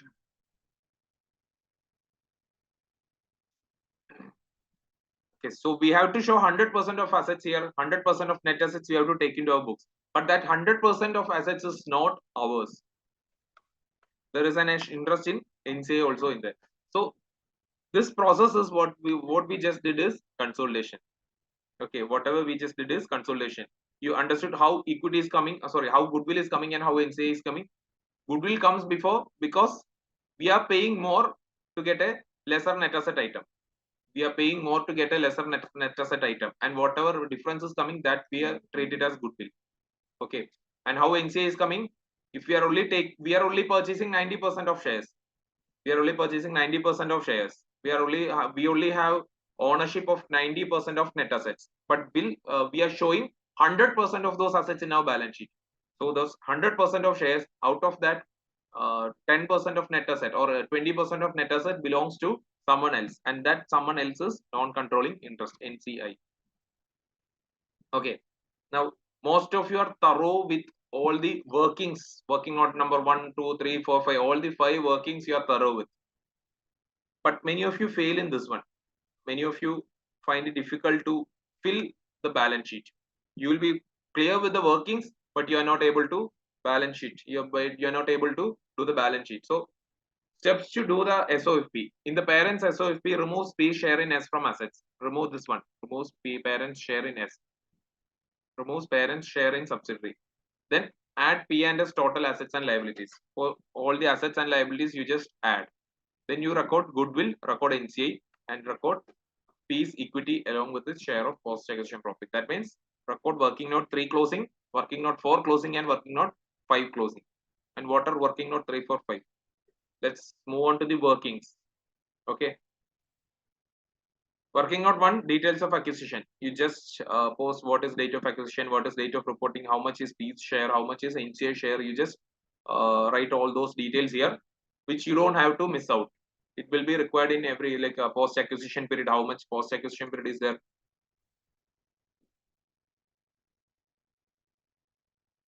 Okay. Working note 2 is net assets of subsidiary. If you leave an uncommon adjustment, there is no issue. Only thing is you will just lose that proportionate marks. Every adjustment will have some marks allotted to it.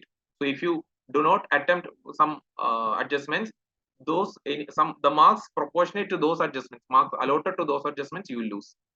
Okay. Working note 2, net assets of subsidiary. Particulars as on date of acquisition, as on date of reporting, post acquisition details.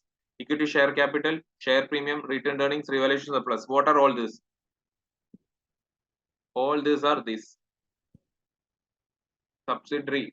We are trying to find out what is the net asset value of subsidiary. What is the net asset value of subsidiary? How are we finding it? By writing all the items that can come in net assets. Equity share capital, share premium, retained earnings, and revaluation surplus. Then there are cases.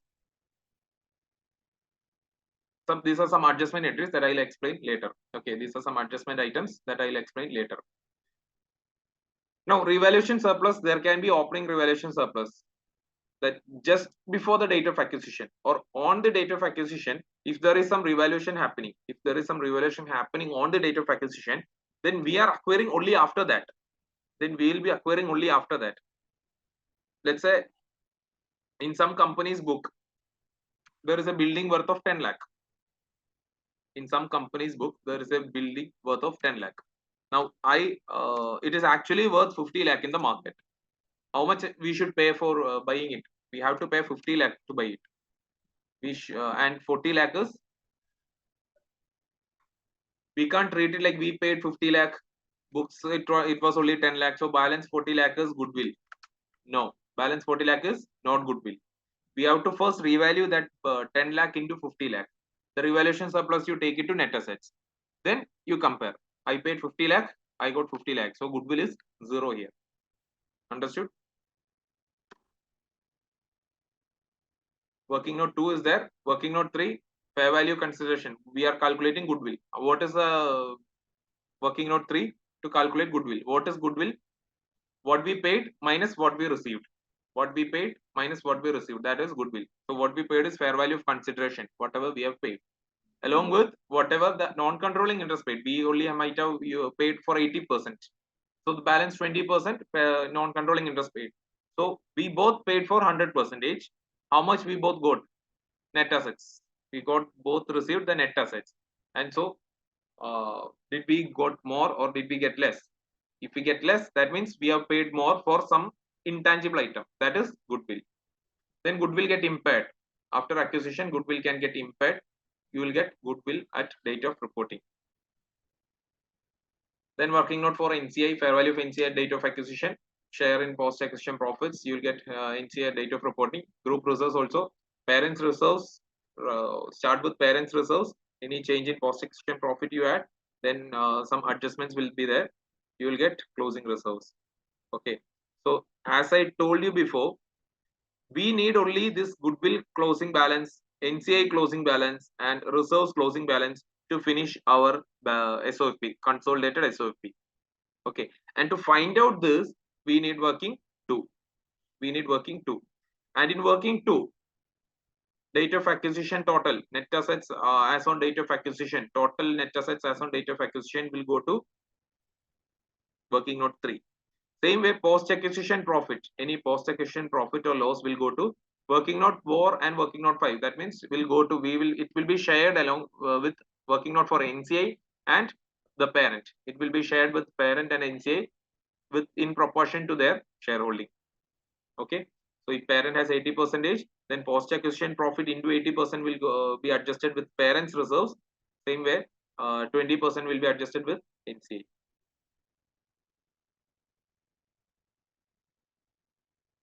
Okay. Now we'll see some very common adjustments from regularly tested adjustments. First one is fair value of consideration. Whatever we are paying them, we have to find out what we are paying them. We have to find out what we are paying them. So we can pay them in cash, we can pay them in shares, we can pay them later. We can pay them later. Then there can be contingent consideration also. Contingent consideration also. Okay. So if we are paying cash, take that same amount. There is no nothing to be added, no calculation to be there. Whatever we are paying, that is cash fair value of cash consideration. When you are paying in shares, you may have to first find out how many shares you are issuing. So in question, there it can tell that for every 2 shares you are issuing 3 shares, or for every 3 shares you are issuing 1 share. So you have to find out how many shares you are purchasing. First calculate how many shares you are purchasing, then calculate how many shares you are issuing. First calculate how many shares you are purchasing, then calculate how many shares you are issuing, and whatever shares you are issuing, you have to calculate the market price of it. You have to calculate the market price of it, because that is the fair value. Market price is the fair value of such consideration. If you are giving them shares, the market value is the fair value of such consideration. So question market price will be given. Fair value, nominal value will, sorry, not fair value, face value or nominal value of the shares might have given. So you have to take only the market price to calculate for the calculation of this fair value of consideration. Then deferred consideration, like after 1 year or after 2 years I'll pay.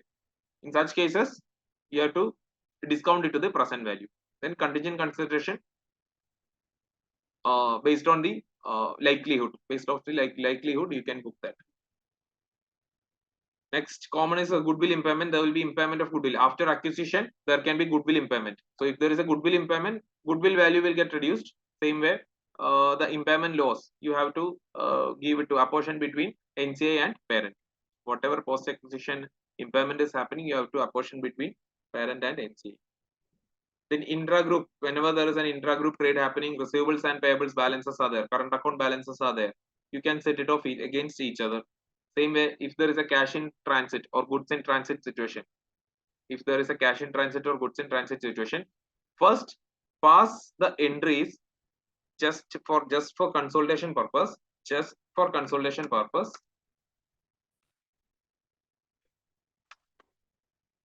Just for consolidation purpose, account this as if the transaction is complete. Means if I have sent money but they have not received it, as of now I have sent it but they have not received it, account it as if they have already received it. You have to account it as if they have already received it, just for consolidation purpose. Okay, then set it off. If there is a receivable and payable is there, I have made a payment here, he has not received it, assume that he has received it and then do balance setting off. Okay, same way goods in transit also. I have already sent goods here. His trade receivable is showing some different amount. My trade payable is showing some different amount. My trade receivable is showing some different amount. His trade payable is showing some different amount. So assume that this transaction is over. Assume that this goods have reached the place, reached the destination. Then set off the remaining. Then if there is an unsold inventory, deduct PRP from inventory, deduct PRP from seller reserves. Deduct PRP from inventory. This is PRP means what?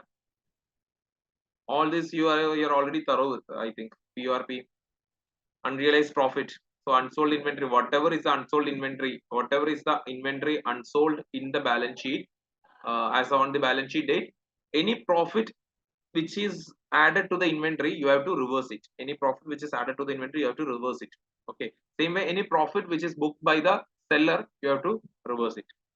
So deduct PRP from inventory as well as deduct PRP from seller reserves. Then if there is a sale of NCA, if there is a sale of non-current asset, whenever there is a sale of non-current asset, whenever there is a sale of non-current asset, you make this table. You make this table. Okay. I'll explain this table. This table just says that whenever there is a sale of non-current asset, mostly the sale would have happened at a higher rate. Okay. So the seller would have booked profit. So we have to account it in a way that the sale has never happened. We have to account it in a way that the sale has never happened. The sale has never happened. The profit has not happened. The profit has not booked. Same way, whenever the sale is happening at a higher rate, then to the other party, that higher rate is the cost. So he'll start depreciating it at a higher rate. Correct. He'll start depreciating it at a higher rate. So there is an extra additional depreciation also that has happened. You have to reverse that also. How you will do all these things? Simply make this table, by heart this table, make this table, then write current carrying amount at the date of transfer. Carrying amount at the date of transfer. With transfer means I'm transferring. Like let's imagine that the sale has happened. Situation where the sale has happened. Situation with transfer. This is situation without transfer. If it was not transferred, what was the carrying amount at the date of transfer? What is the day depreciation for the reporting period? And what is the carrying amount at the reporting date? Now I have transferred. So what is the carrying amount now? Now what is the depreciation I have charged? Now what is the carrying amount at reporting date? Now this asset is with whom? Buyer. This asset is with seller. Without transfer, the asset will be with the seller. With transfer, the asset is with sorry, not seller, like original party. Whoever was the original holder, the same party will hold this. Seller is also fine. Yeah, fine. Okay. Now with transfer, that means buyer bought it for let's say 100 rupees. Seller had it in his books at 50 rupees. That means he has made up that the seller has booked a profit of 50 rupees. What we have to do? From the selling company, you have to deduct. From the selling company, you have to deduct. Let's say selling company's profit. Sorry, selling company's parent. In which working should we make the adjustment? If selling company is parent, which working? Which working should we make the adjustment? If selling company is parent, that means profit is booked by parent. If there is a profit booked by parent, which is to be reversed, in which working note we have to make the adjustments? In working note 5. In working note 5. Okay.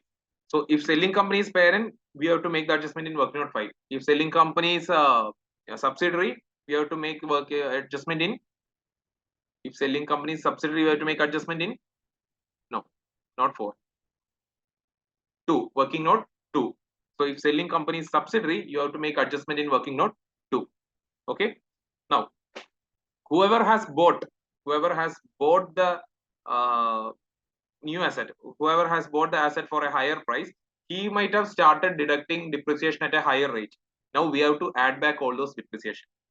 Okay, we have to add all this extra depreciation charge. Only extra you have to add back. Okay, so extra depreciation is already in the buying company, so you have to reverse it. You have already expense. The buying company might have already booked it as expense.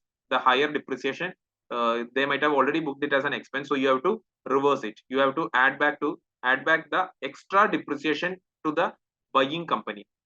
So if buying company is, again same question, if buying company is parent, you have to make the adjustment in working note 5. Is buying company is subsidiary, you have to make the adjustment in working note number 2. Then you will get the net PUP, net unrealized profit. Net unrealized profit in the, that means after depreciation effect, the net PUP to be adjusted in the NCA. When you add subsidiary NCA plus parent NCA, then from that amount you deduct this net PUP. Okay.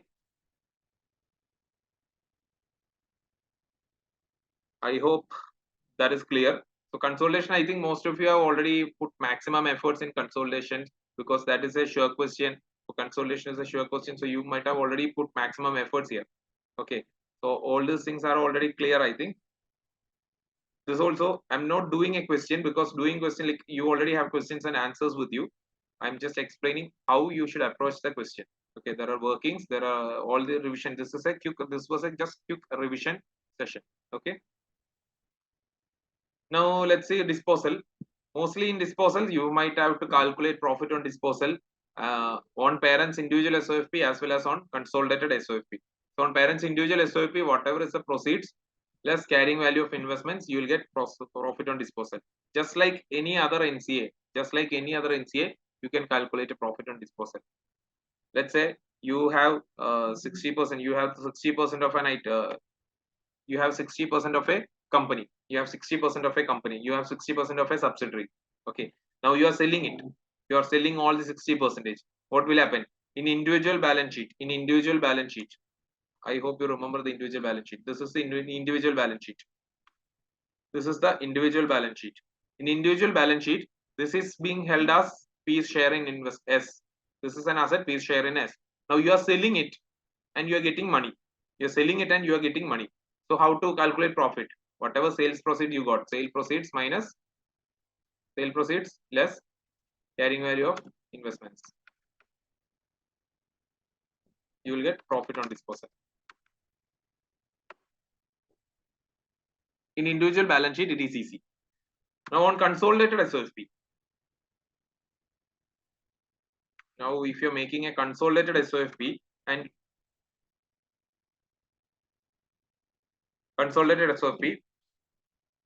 and you have disposed one subsidiary, you're making a consolidated SOFP for other subsidiaries, and out of these subsidiaries, one subsidiary you have sold.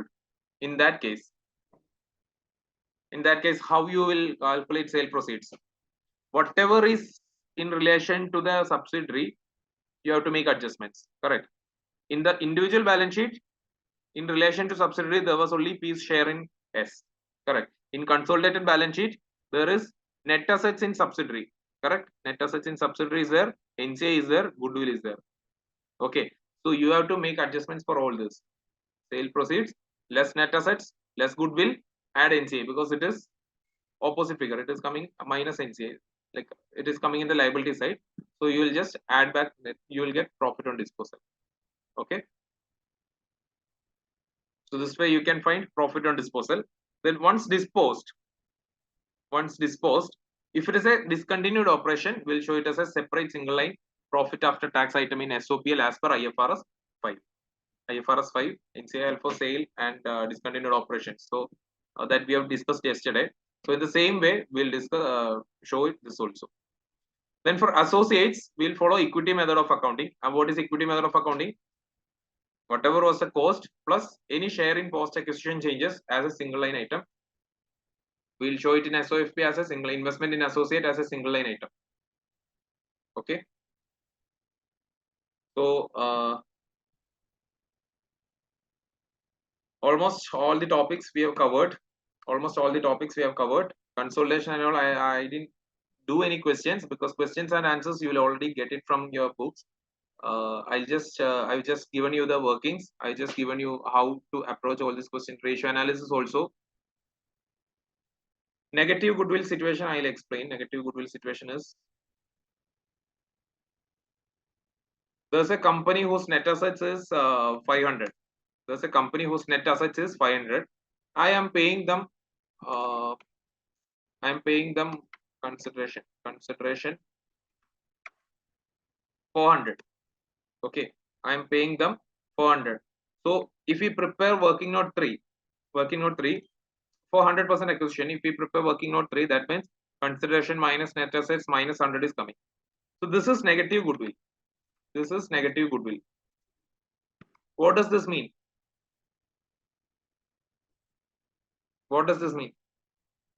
Bargain purchase. Yeah. Tell.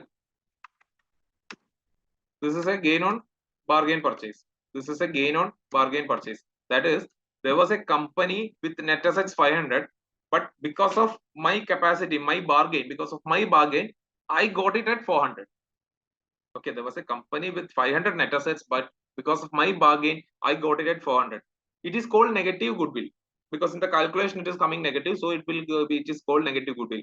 Also, there's another meaning also. Negative goodwill, literal meaning also you can take. There won't be any company who will sell it assets for like 500 worth of assets for 400. Correct. There will be some issue to that company. So that some issue is the negative goodwill. That is why they are ready to take 400 for their selling their 500 assets. Okay, so that is their negative goodwill. And how its treatment is coming? Gain on bargain purchase. How will be the treatment coming? This is whose gain? Gain on bargain purchase. Whose gain? Parent's gain. Correct. Parent bought it. When parent bought it, Parent bargained and parent got the gain. Okay, as this is a parent's gain, this will be shown in which workings? Yes, it will be shown as a gain in SOPL. It can be shown on in working note 5, and then in when you make SOFP, you can write it as a you can write it along with the retained earnings, or you can write it separately as gain on bargain purchase or capital reserve. Okay, clear? Okay, so we'll wind up for now. Time is already 9. Just take my number, and you, I won't be replying most of you because I also have another classes also going on. Just take this number. You can share any doubts with me, and if at all I get a gap, this is not a guarantee. If at all I get some time free, then I respond. Okay, this is not a guarantee. Just take this number.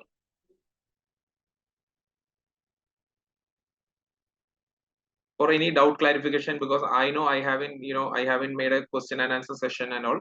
So any doubts, if you have any urgent doubts to clarify, please text it here. Whenever I get some free time, I'll just reply you. Okay. So thank you very much. It was good session. Thank you. All the best for your exams.